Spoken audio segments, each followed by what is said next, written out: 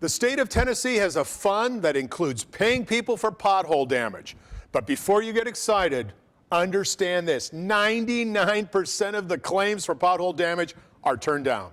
We wanted to know, why is the deck so stacked against these citizens who suffer expensive and dangerous damage on the interstate?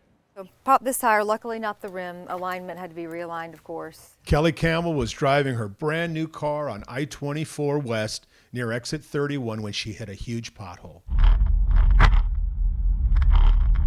The tire was completely flat where you could push and touch the rim within just those, I'm gonna say 15 seconds it took me to get over on the side of the road. The nightmare had begun. A $388 repair, a $603 tow, a missed day of work, and an Uber ride from the side of the interstate for $100 because the tow truck couldn't come for 6 hours. It's a huge inconvenience I didn't plan on financially, mentally, and at no fault of my own.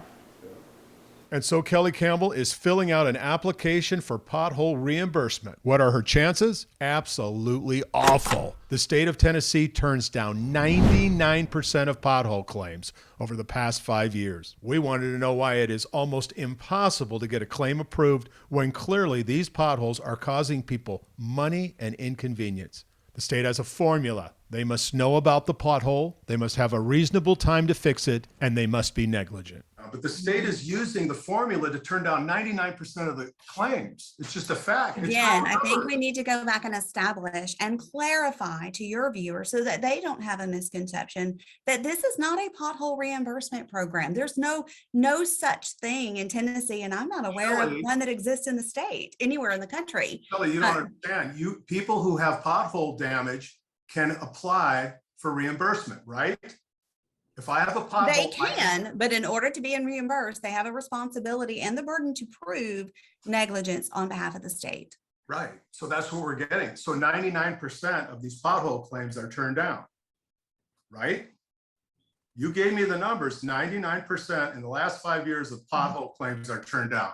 They did not meet the criteria for payment. Can't you just say denied? I mean, criteria for payment, that's like government gobbledygook. I don't have to say it, Dennis. You're saying it. I say that it's not denied. I say that they did not meet the criteria established to receive payment under the law. In the past 5 years, about 5,000 claims, the state has paid only 49 people for pothole damage. Remember, the payment formula says the state must be given a reasonable time. Well, some of these potholes opened up 42 days ago. We have had 31 days of sunshine during that time. So what is the state's definition of reasonable? Just try to get an answer. What is a reasonable time? It's a fair question. Who can, then no one can answer it. We're just like, no one can answer what a reasonable time is. There's no answer. It's just a reasonable time. Think about that. I mean, would you accept that? Would you accept that if someone came and started painting the inside of your house and said, I'll be back in a reasonable time, and 6 weeks later they came back? Would you be satisfied? Would you say that? They say, well, to me, that's reasonable. I was busy. Never did answer that one, which brings us back to Kelly Campbell. The whole piece is missing from here to here. Who now knows the odds are overwhelmingly against her. And by the way, the pothole that flattened her tire on February 23rd, it was still there 2 weeks later. It's not encouraging odds to even waste your time to file a claim. But you're going to anyway. I absolutely am going to anyway.